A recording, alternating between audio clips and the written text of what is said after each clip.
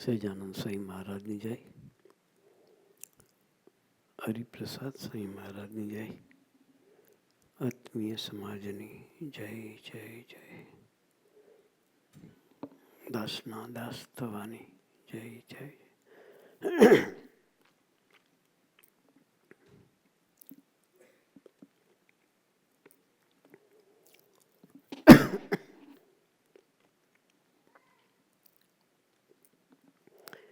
ગુરુ પૂર્ણિમા નિમિત્તે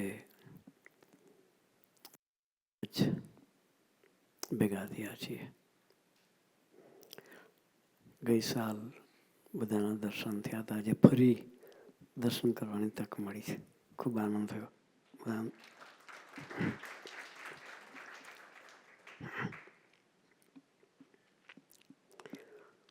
ભક્તિ સ્વામી અને આનંદ સ્વામીએ અદ્ભુત વાત આપણને કરી. ગુરુનો મહિમા, જીવનમાં ગુરુનું સ્થાન શાના માટે હોવું જોઈએ. ભગવાન સ્વયં ધરતી પર હતા, રામચંદ્રજી, છતાં વશિષ્ઠજીને ગુરુ તરીકે સ્વીકાર્યા. કૃષ્ણ પરમાત્માએ સાંદીપનીને ગુરુ બનાવ્યા. એને કંઈ ગુરુ કરવાની જરૂર નહોતી, પણ એક પ્રણાલિકાનો ખ્યાલ આવે. ભગવાન સ્વામિનારાયણ રામાનંદ સ્વામીના ગુરુ બનાવ્યા. ગુરુનું ચરિયાત પડે હોય છે. આપણે નાના હતા, સ્કૂલે ગયા, ટીચર ના હોય તો ગુરુ વિના જ્ઞાન નથી.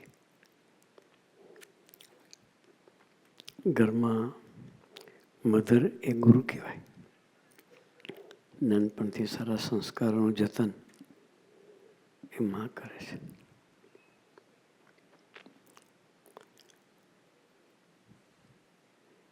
રામાનંદ સ્વામીના ગુરુ તરીકે સ્વીકાર્યા. એક વખત ભગવાન સ્વામિનારાયણ નીલકંઠ સ્વરૂપે હતા અને રામાનંદ સ્વામીના આશ્રમમાં રામાનંદ સ્વામી આસન પર બેઠા હતા, નીલકંઠ નીચે બેઠેલા. એવામાં એક ખોજા દર્શન કરવા માટે આવ્યા. ગામમાં આવતા જ ગામમાં વાઇબ્રેશન્સ એવા એને લાગ્યા, કંઈ કોઈ ખુદા જેવા પુરુષ ગામમાં હોવા જોઈએ. કોઈને પૂછ્યું તો કંઈ કોઈ એવા પુરુષ છે? ત્યારે કહ્યું હા, મંદિર છે ને ત્યાં રામાનંદ સ્વામી બિરાજમાન છે અને ખુદા જેવા સંત છે. દર્શન કરવા માટે આશ્રમમાં આવે છે. રામાનંદ સ્વામી આસન પર બિરાજમાન હતા.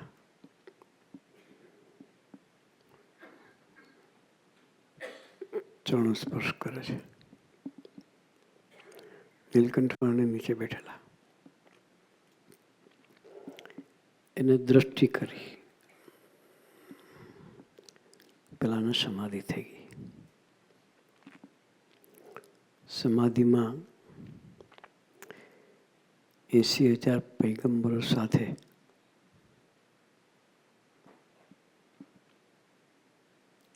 ભગવાનની સ્તુતિ કરતા દર્શન કરાવ્યા. અને એ ભગવાન નીલકંઠ વર્ણિ રૂપે દર્શન થયા. અને 80,000 પૈગંબર સાથે રામાનંદ સ્વામી પણ નીલકંઠ વાણીની સ્તુતિ કરતા હતા. સમાધિમાંથી ઉઠ્યા પછી પ્રશ્ન કર્યો કે તમારે હિન્દુની રીત અવળી કેમ છે? કે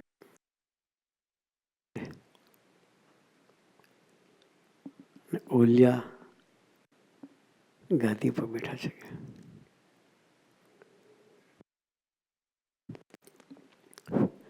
રામાનંદ સ્વામી કહ્યું કે અમારે હિન્દુમાં એ રીત છે, કૃષ્ણ પરમાત્મા નીચે બેસતા હતા અને સાંદીપની આસન પર બેસતા હતા.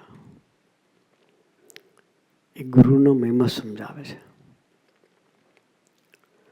આવા સમર્થતા છતાં પણ ગુરુની ગોદ સ્વીકારી.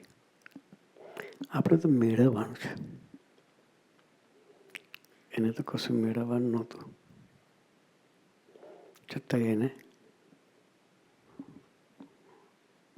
આપણને પાડ્યું કે મેળવવું હોય તો ત્યાં સ્વીકાર કરવો પડે. એકવાર સ્વામીજી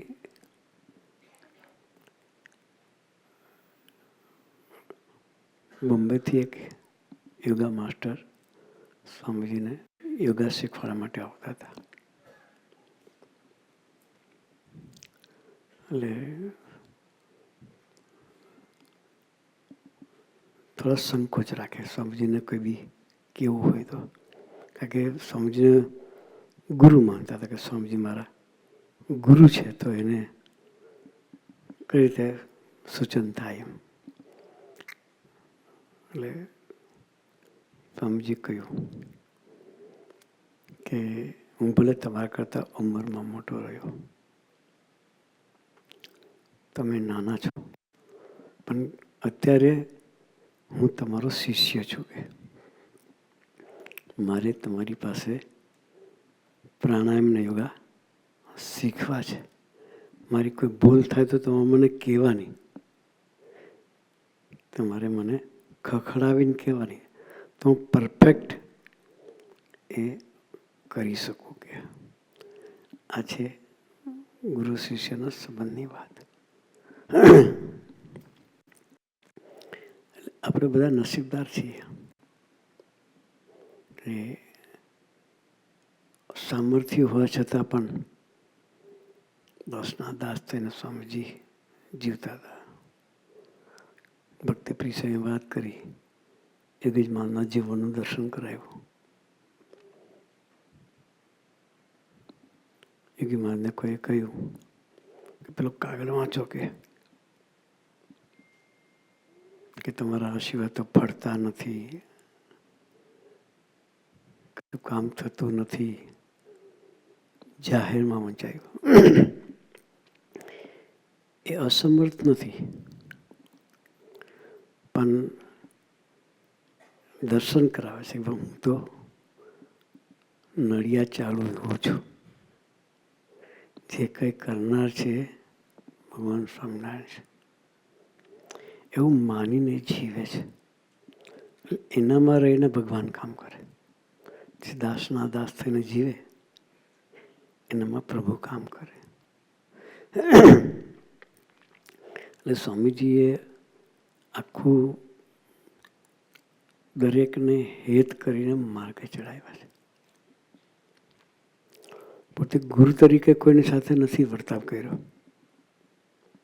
હું ગુરુ છું ને હું કહું એમ તમારે કરવું જોઈએ, એ ક્યારેય સ્વામીજીએ કોઈ પાસે અપેક્ષા નથી રાખી.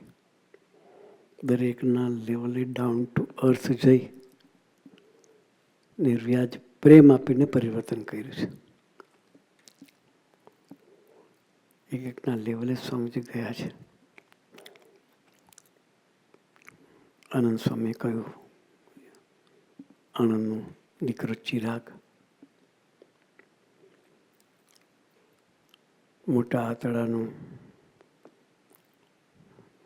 બીમારી,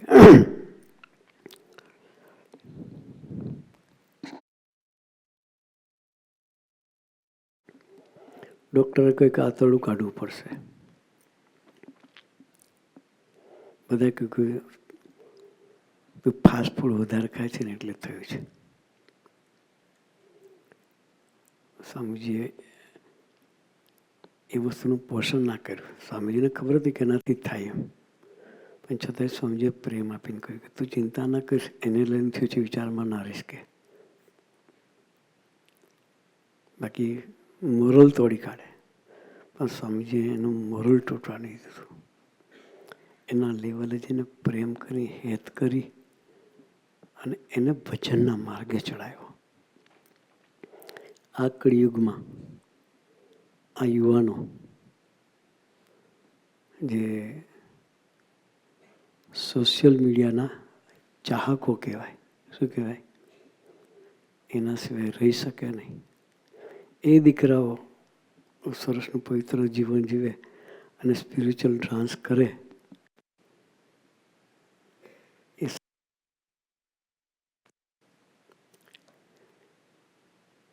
એની સ્પિરિટ જોવા જેવી તે દીકરાઓની. બહાર ડિસ્કો કરવો તો ગમે, બહાર પાર્ટીમાં ડિસ્કો કરવો તો છોકરા તૈયાર થઈ જાય, પણ સંત આગળ સ્પિરિચ્યુઅલ ટ્રાન્સ કરવાનો એ સંસ્કારો વગર શક્ય નથી. સ્વામીજીએ એવો પ્રેમ આપ્યો છે તો દીકરાઓ પોતાનું બધું ભૂલી અને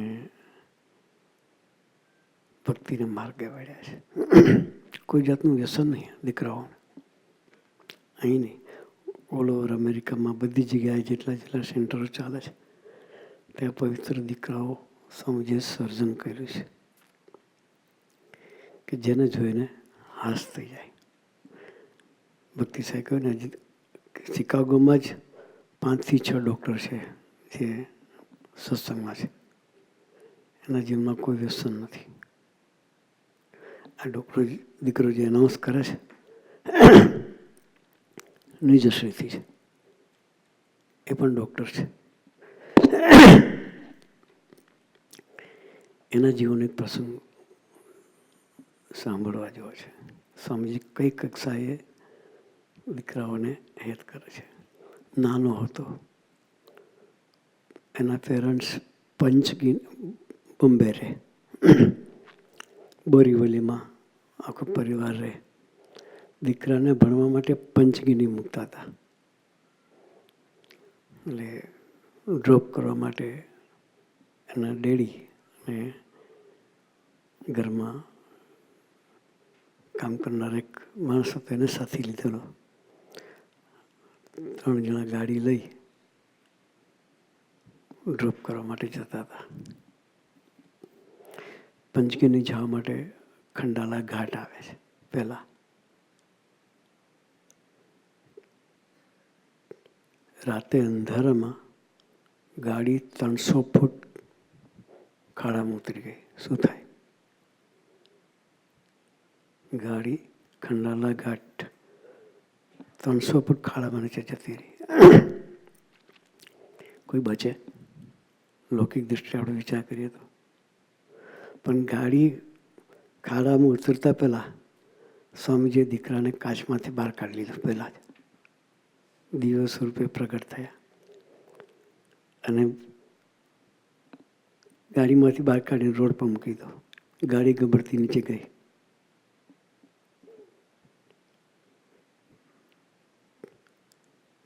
દીકરો ગયો પાછળથી અંધારામાં નીચે જોયું, ગાડી નીચે જતી. બહાર ઊભો રહ્યો કોઈની હેલ્પ માટે. કોઈ પૂછ્યું કે કેમ ઊભો છું? તો કે અમારી ગાડી નીચે ગઈ છે. તો કે કોઈ બચે ને નીચે ગાડી ગયો. પણ એ નીચે ગયો તો ગાડીમાં એના ડેડી અને એના કામવાળા 2 જણા હતા. ઇન્જરી કોઈ નહોતી થઈ. પેલા બધા કે અહીં કેટલી ગાડી જાય છે, એકેય માણસ જીવતો બચતો નથી. ભગવાનની કૃપા થઈ છે કે તમે જીવતા બચ્યા છો. પછી એ વાત અમારા ભક્તિ સાહેબ બોમ્બેના પ્રાદેશન છે, એને ખબર પડી. એટલે એને સ્વામીજીને પૂછ્યું કે સ્વામીજી તમે દીકરાની રક્ષા કરી લીધી કે ગાડી ખાડામાં પડતા પહેલાં તમે બહાર કાઢી લીધો? ત્યારે સ્વામીજી કે દીકરો બહુ બુદ્ધિશાળી છે કે ભગવાને એને અનુભવ કરાવો હતો. ને તો એની બુદ્ધિ સ્થાપિત થાત તો કેટલા એના મગજ બગાડત કે એની બુદ્ધિ નેગેટિવ માર્ગે ચાલત તો કેટલા એના મગજ બગાડત. ભગવાને એને એમાંથી બચાવવા માટે અનુભવ કરાવડાવ્યો છે. એ દીકરો આપણે ડૉક્ટર સુહૃદ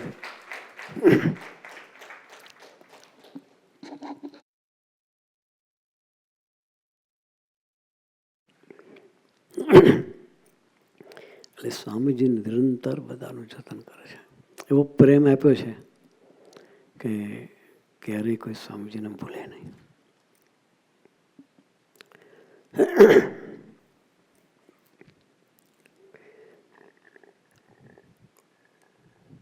ભક્તિ સ્વામી પેલી વાત કરી પ્રેમની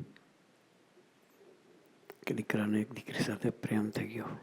5 વર્ષથી પ્રેમમાં હતો. દીકરી લગ્ન કરવાની ના પાડે. પેલાનો સમય બગડે પણ પિન ચોટી ગઈ હતી. શું કે પિન ચોટી ગયેલી. લગ્ન કરું તો એની સાથે જ કરું. સમય બગડતો તો સ્વામીજીને મળવા ગયા. સ્વામીજીએ કહ્યું કે એને મુદત આપ 3-4 મહિનાની. જો 3-4 મહિનામાં એ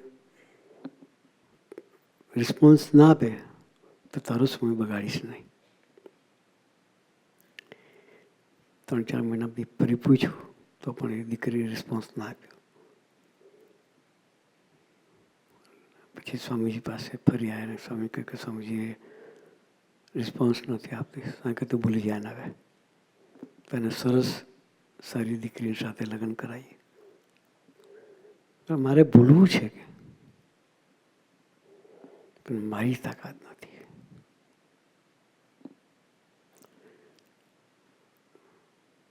તારે ખરેખર ભૂલવું છે. એને નક્કી કર્યું સ્વામી મારે તમને રાજી કરવા છે. તમે કહો એમ કરવું છે. સ્વામી કહેતા દરવાજાની બહાર જઈશ ને ભૂલી જઈશ. કોણ કહી શકે? એ પ્રિન્ટ કાઢે કોણ? દીકરાએ વિશ્વાસમાં કર્યો. દરવાજાની બહાર ગયો ભૂલી ગયો. આજના કળિયુગમાં આ વસ્તુ તો ઘેરે કહેવાય. પણ એ છોકરાઓની રક્ષા કરે કોણ?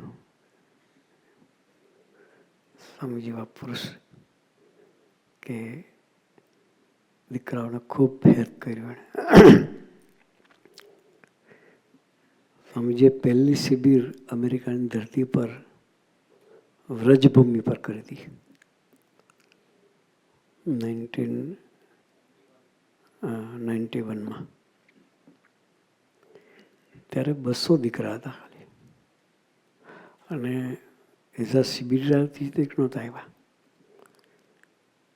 શિબિરનું કહીએ કે સ્પિરિચ્યુઅલ ડિસ્કશન્સ છે તો આ દીકરાઓ ન આવે આ જમાનાના. પણ સ્ટાર્ટિંગની પહેલી જ શિબિર હતી. એટલે સ્વામીજી કહે કે આપણે બધાને એવું કહેવાનું કે આઉટિંગ માટે જવું છે. આઉટિંગ માટે જવું છે. દીકરાઓને આઉટિંગનું બહાનું કાઢીને ઇન્વાઇટ કરેલા. 200 દીકરાઓ એ ફર્સ્ટ શિબિર એમાં બધા આવેલા. પોતાના રમતગમતના સાધનો સાથે બધું લઈને નીકળેલા. કોઈ બાસ્કેટબોલનો બોલ લીધો, કોઈ વોલીબોલનો બોલ લીધો, કોઈ જે પોતાની ઇન્ટરેસ્ટ હોય એ બધી ગેમ્સની બધી ને ખાવા પીવાની ઇન્ટરેસ્ટ હોય એ બી હાથે લીધેલું. સોફ્ટ ડ્રિંક્સ ને કેફીન ડ્રિંક્સ બધું સાથે લઈને છોકરાઓ નીકળેલા. પહેલો દિવસ વહેલા આવી ગયેલા એટલે છોકરા રમ્યા. પછી બધાને જમાડ્યા. પછી ઉતારો હતો ત્યાં બધાને સુવાની વ્યવસ્થા કરી. બધા છોકરા થાકેલા હતા એટલે ખાઈને પછી સૂઈ ગયા. સૂતા પણ કોઈને બૂટ બી કાઢેલા નહીં. બુટ સાથે સૂઈ ગયેલા. સ્વામીજી રાતે પધાર્યા કેમ્પસમાં. ભક્તિ સાહેબને પૂછ્યું સ્વામીજીએ કે દીકરાઓ આવી ગયા? તો કે જી સ્વામીજી. બધાને જમાડ્યા? તો કે હા સ્વામીજી. બધા જમ્યા. ઉતારાની વ્યવસ્થા થઈ ગઈ બધાની? તો કે હા સ્વામી. તો કે આપણે ચક્કર મારવા જવું છે કે દીકરાનો જ્યાં ઉતારો હોય ત્યાં જવું છે. સ્વામીજી ઉતારા પર પધાર્યા. છોકરા બધા જ્યાં વ્યવસ્થા હતી ત્યાં સ્વામી ફરતા હતા. તો દીકરાઓ પોતાના બૂટ સાથે સૂઈ. સ્વામીજીએ જોયું. અમે સંતો બી સાથે હતા. પણ સ્વામીજીએ જાતે જ દીકરાઓના બૂટ કાઢવાની શરૂઆત કરી. કોઈ બૂટ કાઢે ખ્યાલ તો આવી જાય. છોકરા જાગીને જોયું તો સ્વામીજી એકદમ બધા ઊભા થઈ ગયા. સ્વામી બધાને બેસાડ્યા, થોડો આનંદ કરાયો. પછી આનંદ કરાવતા કરતાં કહ્યું કે કાલે સવારે આપણે બધાએ વહેલા ઉઠવું છે, ઉઠાશે કે? સાંજે પ્રેમ એવો કર્યો. બાકી છોકરાઓ થાકેલા હોય, સવારે 10 વાગે ઉઠે તો વહેલા કહેવાય. સ્વામીજી કે આપણે 7 વાગે મીટિંગ કરીશું, બધા બેસીને આનંદ કરવો છે ફરી કે વહેલા ઉઠી જવાશે? છોકરા પ્રેમ એવો સ્વામીજી કર્યો. છોકરા હા સ્વામીજી, તમે જેટલા વાગે કહેશો એટલા વાગે ઉઠી જઈશું. 6 વાગે ઉઠી નહીં ધોઈને 7 વાગે બધા તૈયાર થઈ ગયા. સ્વામીજી 3 દિવસ એટલો બધો આનંદ કરાયો, છોકરાઓ ઘર ભૂલી ગયા. એ 200 દીકરાઓ એ જે સ્વામીજી પહેલી ખજૂરી લઈને આવ્યા, એકેના જીવનમાં સંસ્કાર નહોતું. ઘરમાં પોતાની રૂમ પર લખી દે કે નો એન્ટ્રી ફોર એનીબડી. એટલે ઘરના પેરેન્ટ્સ બી રૂમમાં ના જઈ શકે. ઘરમાં એના પેરેન્ટ્સ પણ એની રૂમમાં ના જઈ શકે. એવા સંસ્કારવાળા દીકરા હતા. પણ સ્વામીજીએ ધીરે ધીરે ધીરે હેત કરી કરી કરી એ દીકરાઓને માર્ગે ચડાવ્યા. અત્યારે ભણી ગણીને સરસ કોઈ ડૉક્ટર થયા છે, કોઈ PhD થયા છે. એ દીકરાઓ સરસ એના મા બાપનું ગૌરવ થઈને જીવે છે. એટલે સ્વામીજીએ અવિરત દાખલો કરી અને દીકરાઓને માર્ગે ચડાયા છે. બાકી આજના જમાનાનો દીકરાઓ સોશિયલ મીડિયાને કે ફોનને મૂકી શકે નહીં. આ દીકરાઓ પ્રાર્થના કરે કે અમારા જીવનમાં સોશિયલ મીડિયા નહીં રાખવું. બોમ્બેમાં ગયા હતા અમે. ભક્તિ સાંઈ બોમ્બેના સત્સંગની કાળજી રાખે છે. 20,000 જેટલા દીકરાઓ છે બોમ્બેમાં જે રેગ્યુલર સત્સંગ કરે છે. એક પરાવમાં 200, 300, 400 દીકરાઓ સભા કરે. બધા વેલ એજ્યુકેટેડ. 250 જેટલા તો ચાર્ટર્ડ એકાઉન્ટન્ટ છે. બોમ્બેમાં CA થયેલા ઘણા દીકરાઓ છે. પણ ભક્તિ સાહેબ 15 દિવસનો પ્રોગ્રામ રાખેલો. અમારે જવાનું થયું. દીકરાઓએ સ્વાગત માટે આવી કાર્પેટ બનાવેલી. કાર્પેટ ઉપર સોશિયલ મીડિયાના આઇકોન ગોઠવેલા હતા. સોશિયલ મીડિયાના આઇકોન ગોઠવેલા. પછી પૂછ્યું કે આ શું છે?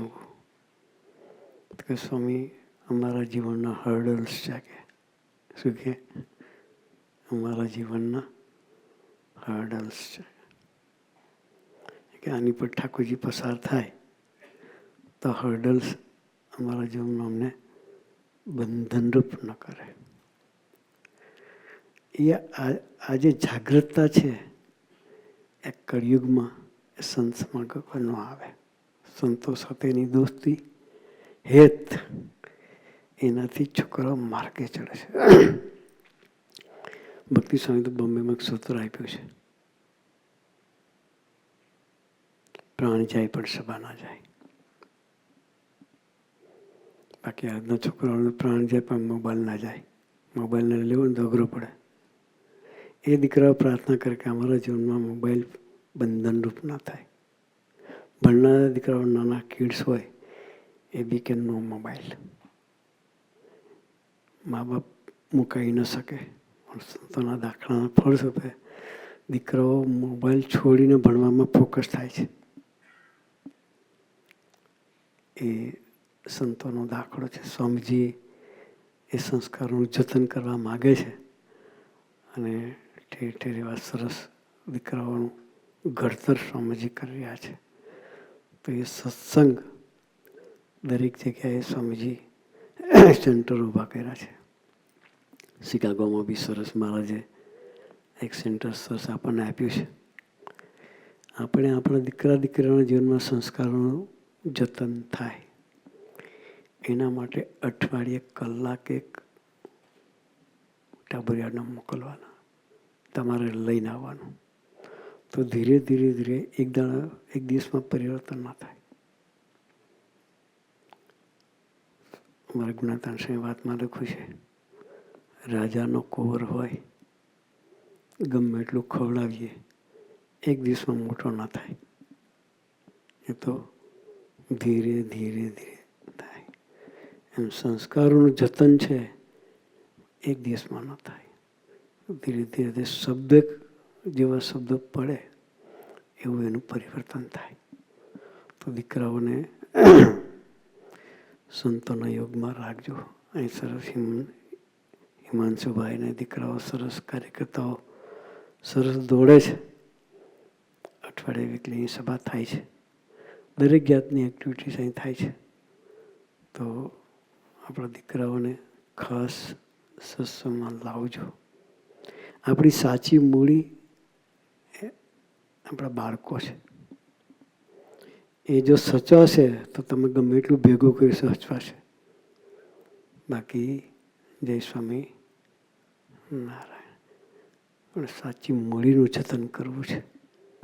એ જતન કરવા માટે અહીં અઠવાડિક સભાનું આયોજન કરીએ છીએ. દર રવિવારે સભા થાય છે. દીકરાઓની સભા દર શુક્રવારે થાય છે. અહીંયા કોઈ બી સભામાં દીકરાઓને મોકલજો.